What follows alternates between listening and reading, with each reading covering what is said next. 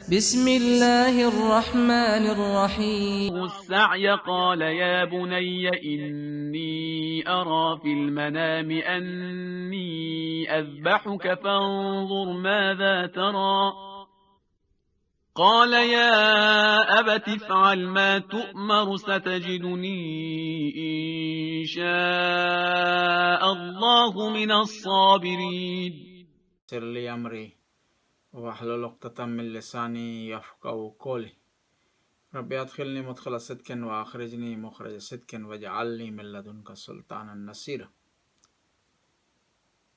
آج ہم عید قربان سے متعلق بات چیت کرنے جا رہے ہیں۔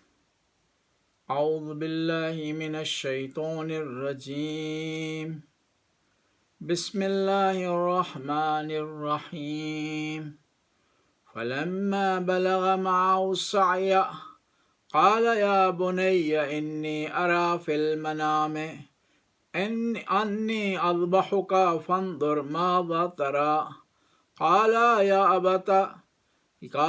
أبت افعل ما تؤمر ستجدني إن شاء الله من الصابرين۔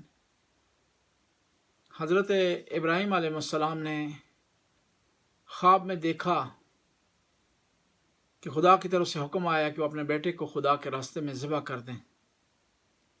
تو انہوں نے بیٹے سے سوال کیا کہ آپ کی اس بارے میں کیا رائے ہے؟ تو بیٹے نے کہا جو خدا کی طرف سے حکم ہے میں اس کے لیے سرخم تسلیم ہوں۔ عید قربان، بقرہ عید، عید ضحیٰ، عید الاضحیٰ، بڑی عید، نہ فقط یہ نام نہیں ہے، یہ فقط نام نہیں ہے بلکہ ایک قربانی کی یاد تازہ کرتے ہیں۔ کون سی قربانی؟ اپنی عزیز ترین فرد کی قربانی خدا کے راستے میں، اور خدا کے حکم کے سامنے سرخم تسلیم ہونا۔ انسان کب خوشی مناتا ہے؟ جب خدا کی طرف سے اسے انعام ملتا ہے۔ کسی کے ہاں بیٹے کی ولادت ہو، پروموشن ملے، وہ خوشی مناتا ہے۔ تو اسلام نے کہا کہ ہمیں خوشی منانی چاہیے اس بات پر کہ جد انبیاء حضرت ابراہیم خدا کی راہ میں قربانی دینے میں کامیاب ہو گئے، خدا کے حکم کے سامنے سرخم تسلیم ہونے میں کامیاب ہو گئے۔ جب خدا کی طرف سے حکم آیا خواب کی صورت میں، اور انبیاء کی خواب وہی الہی ہوتی ہے اور خدا کا حکم ہوتا ہے، اور اپنے بیٹے کے سامنے پیش کیا، خدا کو حکم آ گیا ہے، اب بیٹا تیری نظریہ کیا ہے، تیری رائے کیا ہے، تو کیا چاہتا ہے؟ کہا میرا نظریہ وہی ہے، میری رائے وہی جو خدا کی رائے۔ بس ابراہیم علیہ السلام بیٹے کو چلے ہیں، میدان کی طرف لے جا رہے ہیں، منا کے مقام پر لائے ہیں۔ تو خدا سب کو اتنے اچھے نیک فرمانبردار بیٹے دے۔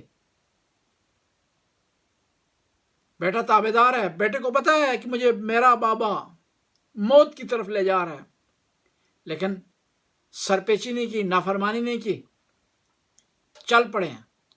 لیکن جب میدان میں پہنچے ہیں کہا بابا جان مجھے ذبح کرنے سے پہلے 3 کام کریں تاکہ آپ کو یہ قربانی دینے میں، مجھے ذبح کرنے میں آسانی ہو۔ کہا کیا؟ کہا پہلے اپنی آنکھوں پر پٹی باندھیں، کہیں ایسا نہ ہو باپ اور بیٹے کی محبت، باپ کی بیٹے کی محبت مانے ہو جائے قربانی میں۔ کہا دوسرا کام کیا ہے؟ کہا میرے ہاتھ پاؤں باندھیں، کہیں ڈر کر کے میں بھاگ نہ نکلوں اور آپ کی قربانی ادھوری نہ رہ جائے۔ کہا تیسرا کام یہ ہے کہ میری ماں کو اس میدان سے دور کریں، کہیں ایسا نہ ہو میری ماں مانے بن جائے اس قربانی کے راستے میں۔ حضرت ابراہیم نے قربانی دی، ایک یادگار قائم ہو گئی، اور ہر سال مسلمان مناتے ہیں، اس لیے مناتے ہیں کہ ہمیں بھی ابراہیم اور اسماعیل کی طرح کردار ادا کرنا ہے، اپنی سب سے بہترین چیز کو خدا کے راستے میں قربان کر دیں، اور اس میں ذرا برابر رکاوٹ نہیں ہونا چاہیے، اور خدا کے فرمان کے سامنے جس طرح باپ سب سرخم تسلیم ہے، اس طرح اولاد کو بھی ہونا چاہیے۔ قربانی کی یاد اس لیے منائی جاتی ہے کہ انسان ابراہیم نے بیٹے کو قربان کرنے کے لیے ابراہیم لائے، ہمیں اپنے نفس کو قربان کرنا چاہیے. نیند کو قربان کریں نماز کے لیے، پیسے کو قربان کریں انفاق کے لیے، اپنی عزت و آبرو کو استعمال کریں دوسرے مومنین و مومنات کی خدمت کے لیے.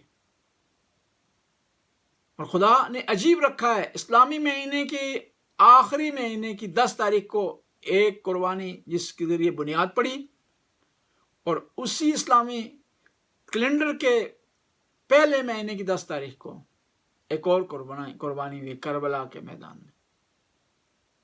جہاں ابراہیم کی قربانی کو یاد رکھنا ہے، وہاں پر امام حسین علیہ السلام کی قربانی کو بھی ہم نے یاد رکھنا ہے. یہ قربانی ہمیں عظیم درس دیتی ہے کہ ہم اپنے نفس کو قربان کریں، عزیز ترین چیز کو قربان کریں، پیاری ترین چیز کو خدا کے راستے میں قربان کریں، اس سے ذرا برابر نہ ہچکچائیں. اس سے ہمارا مال کم نہیں ہوگا، اس سے ہماری پراپرٹی کم نہیں ہوگی، بلکہ خدا کے راستے میں اگر خرچ کریں گے تو مال کی زیادتی کا سبب بنے گا، مال میں بڑھوتی آئے گی، مال میں کثرت آ جائے گی. اور یہ عید کا بڑا دن ہے، قربانی کی یاد ہے. حضرت ابراہیم نے اسماعیل کو قربان کیا، ہم آئے اپنی انا کو قربان کریں. کسی سے ناراضگی ہے تو اس کو برطرف کریں، کسی سے دوری ہے اس کے نزدیک ہونے کی کوشش کریں، کسی نے ہم پر زیادتی کی اس کو معاف کر دیں، ہم نے کسی پر زیادتی کی اس سے معافی مانگ لیں، اور پورے سال پر نگاہ دوڑائیں کہ ہم نے کس طرح سال گزارا ہے. اس میں کمیاں ہوں اس کو ریکور کرنے کی کوشش کریں، اس میں کوئی اچھے کام کیے ہیں ان کو مزید بہتر کرنے کی کوشش کریں.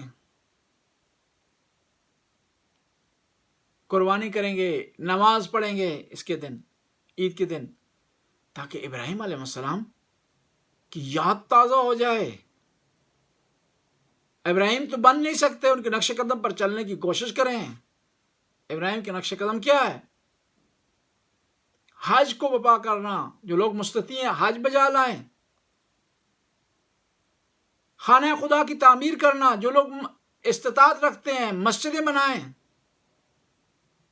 اور نہ فقط یہ خود کام کریں بلکہ اپنی اولاد کو بھی اس پر راغب کریں. ابراہیم علیہ السلام کا مقام اس لیے بڑا کہ خود بھی نیک تھے، ایک اچھے نیک بچے کی تربیت کی انہوں نے، جو بولا نہیں ہے والد کے سامنے کہ بابا خدا کا حکم تجھے آیا مجھے نہیں آیا. خدا یہ کون سا حکم ہے جس میں بیٹے کو ذبح کرنا پڑتا ہے، لیکن بیٹا نہیں بولا.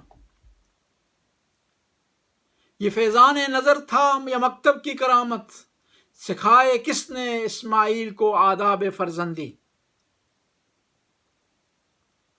اس دن کو غنیمت سمجھیں. الفرصت تمر مر صحاب. امام علی فرماتے ہیں کہ فرصتیں، مہلتیں، چانس بادلوں کی طرح گزر جاتے ہیں. کہیں ایسا نہ ہو کہ ہمارا چانس بھی عید کے دن جو ہمیں دوبارہ چانس ملے توبہ کرنے کے لیے، استغفار کرنے کے لیے،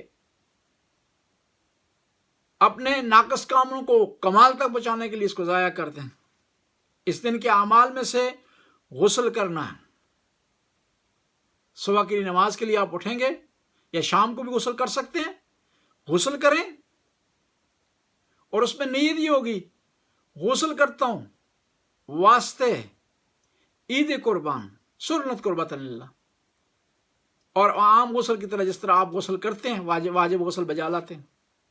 نیت کرنے کے بعد سر اور گردن کو دھوئیں، پھر اپنے دائیں طرف کو دھوئیں شانوں سے لے کر پاؤں تک، پھر اپنے بائیں طرف کو دھوئیں شانوں سے لے کر پاؤں تک. اس کے بعد نماز عید قربان ہے جس کا وقت ہے طلوع آفتاب سے لے کر زور تک. 2 رکعت نماز ہے، 2 رکعت نماز ہے جو آپ نے پڑھنی ہے. صبح کی نماز کی طرح ہے، صرف نیت کا فرق ہے اور جو قنوت اس میں جو ہے وہ پڑھے جائیں گے اس کا فرق ہے. نیت کریں گے، سورہ حمد پڑھیں گے، کوئی اور سورہ پڑھنے کے بعد 5 قنوت پڑھیں، ایک قنوت کو بھی 5 دفعہ پڑھا جا سکتا ہے، کوئی دعا عربی میں آپ پڑھ سکتے ہیں۔ دوسری رکعت بھی اسی طرح سورہ حمد پڑھیں گے، کوئی اور سورہ پڑھیں گے، اس کے بعد 4 دفعہ ایک قنوت پڑھیں، ایک قنوت کو یہ 4 مختلف قنوت پڑھیں۔ لیکن بہتر یہ ہے کہ اللہم اہل الکبریاء والعظمت واہل الجود والجبروت پڑھیں۔ اور اس کے بعد جب نماز آپ کی مکمل ہو جائے، سلام پڑھنے کے بعد صحیفہ سجادیہ کی 46 نمبر دعا اس کا ورد کریں، اس کی تلاوت کریں، پھر اپنے لیے دعا کریں، مومنین و مومنات کے لیے دعا کریں، عالم اسلام کے لیے دعا کریں۔ یہ نماز عید اور اس دن کے اعمال میں سے صلہ رحم بجا لانا ہے۔ جو لوگ آپ کی گردن پر حق رکھتے ہیں، دوست ہیں، احباب ہیں، ان کے ساتھ فون پہ رابطے میں رہیں یا ان سے ملاقات کریں، ان کو اپنے گھر میں دعوت دیں، صاف ستھرا لباس پہنیں اس دن۔ اور جن لوگوں سے آپ کی کوئی ناراضگی ہے، قطع تعلقی ہے، اس کو جوڑنے کی کوشش کریں، ناراضگی ختم کرنے کی کوشش کریں، تاکہ خدا کی رحمتیں آپ پر نازل ہوں۔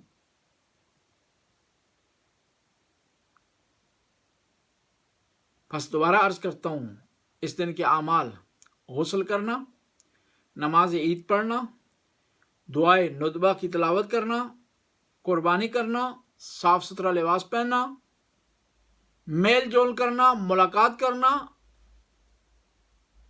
رشتہ داروں سے رابطے میں رہنا، خاص طور پر وہ افراد جن کے والدین زندہ ہیں ان سے رابطے میں رہیں، اور جن کے والدین دنیا سے چلے گئے ہیں ان کے لیے فاتحہ کا انتظام کریں، ان کے لیے فاتحہ پڑھیں، قرآن پڑھ کے ایصال ثواب کریں، نوافل پڑھ کے ایصال ثواب کریں، اور کوشش کریں اس دن قبرستان جائیں۔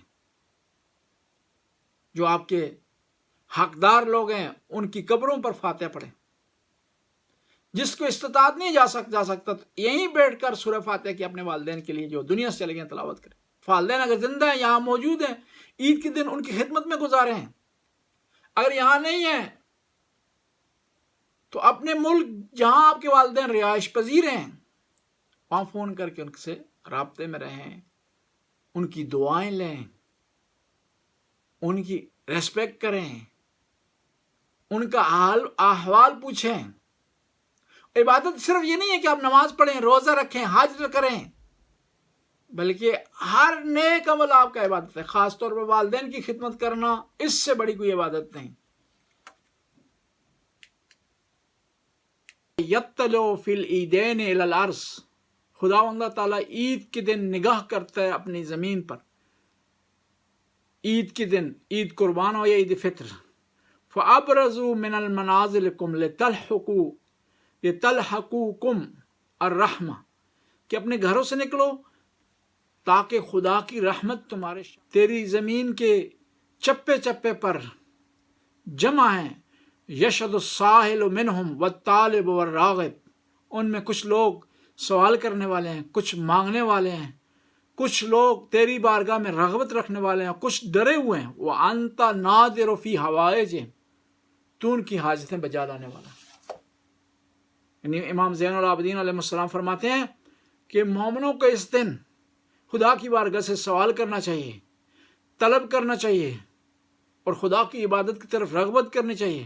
اور اس دن انسان گھبرایا ہوا ہونا چاہیے کہ ایسا نہ ہو کہ یہ دن گزر جائے، اس کی گھڑیاں، اس کے لمحات گزر جائیں اور انسان کچھ چیز حاصل کر نہ پائے۔ پیغمبر گرامی ارشاد فرماتے ہیں کہ عید فطر اور عید قربان کی رات کو، ان 2 راتوں کو خداوند تعالیٰ مسلسل اپنی رحمت نازل کرتا ہے۔ لیکن کون ہے اس رحمت کو سمیٹے، اس کو اپنے لیے اکٹھا کرے، اس کو اپنے لیے جمع کرے اور پورے سال کے لیے اپنے لیے زاد راہ بنائے۔